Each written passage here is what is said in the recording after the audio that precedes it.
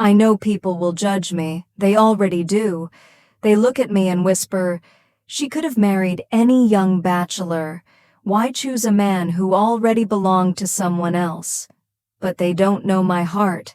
They don't know my story. I was 25. My parents kept finding boys for me. Handsome, well-settled, never married, perfect on paper, wrong for my soul. They asked about my cooking, my family background, my skin color, my weight, my dowry. They never asked about my dreams, or my fears, or how I wanted to be loved. Every time I met one, I felt empty, like my life would turn into serving tea and fake smiles. They talked like they were shopping for a new car. I felt lost. I thought maybe I expected too much. Maybe love was not real. Maybe I should just say yes and accept my small corner in a big house. Then I met Samir.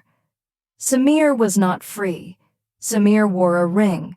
Samir was married. I met him at my office. He came as a client. He was polite, soft-spoken. He never looked at me like a man looks at a woman. He respected my space. At first I thought, what a good man he must be. His wife is lucky. But work brought us together again and again.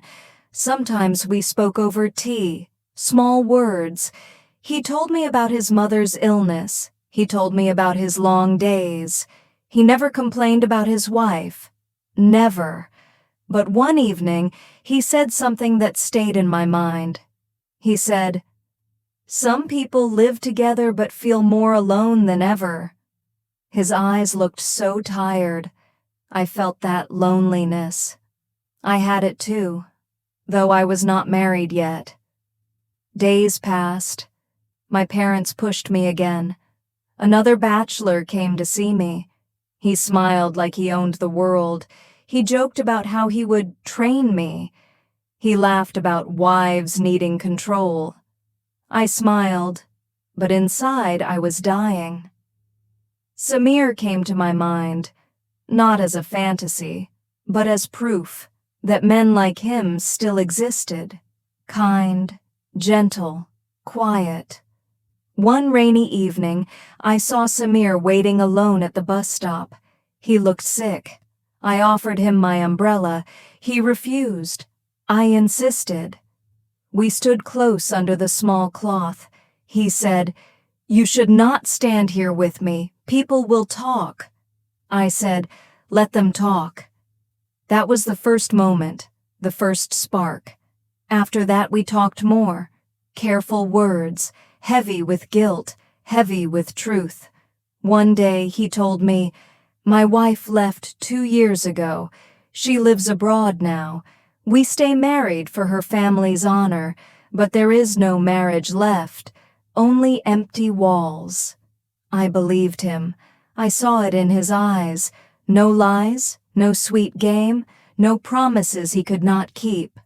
One day, my father asked me, "Why do you keep rejecting good boys? What do you want?" I said, "I want someone who sees me, hears me, stays gentle even when life is not." He shook his head. He said I was foolish. He said, "Love like that does not exist." Maybe he was right, maybe it doesn't. But Samir was close enough. He did not promise me castles. He promised me soft mornings, warm tea, hands that never raised in anger, words that never cut deep. I chose him, fully, bravely, wrong in their eyes, right in my heart. When I told my mother, she cried. She said, "You will be called names, homebreaker, shameless, selfish." Maybe I am selfish, selfish for wanting peace, selfish for wanting a love that feels safe, not flashy, not perfect, just safe. We married quietly, no big guests, no dancing, just close family, and him standing in front of me saying, "Thank you for seeing me when I was invisible." I moved into his small flat, no big furniture, no fancy car, but every night he sits with me on the floor. He talks, he listens, he asks me, "How was your day?" No bachelor boy ever asked me that. No bachelor boy ever looked at my soul. Samir still wears his old ring sometimes. People gossip. They say, "Why did she marry a half-married man?" They do not know. They do not need to. My nights are warm. My heart is full. When I cry, he does not say, "Stop this drama." He holds my hand. Sometimes that is all we need. Sometimes I sit by the window and watch him sleep. I wonder, did I make a mistake? And then he turns, pulls me closer, and whispers, "I'm glad you didn't choose the easy way." Love is not always pure and shiny. Sometimes love is broken people holding each other's broken pieces. Sometimes love is not what the world calls right, but it is right for you. So yes, I chose a married man, not because I love drama, but because I love peace. I love how he loves me, without pretending, without playing games, without making me feel small. I chose his past. I chose his scars. He chose mine too.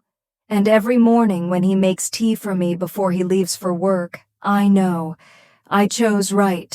End lines. They will never understand my choice, but they don't have to.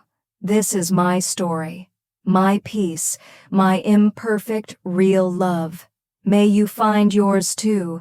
If my story touched you, please like, comment, and subscribe to The Love Chapter by Aree. Tell me, what does real love mean to you? Your words may heal someone tonight.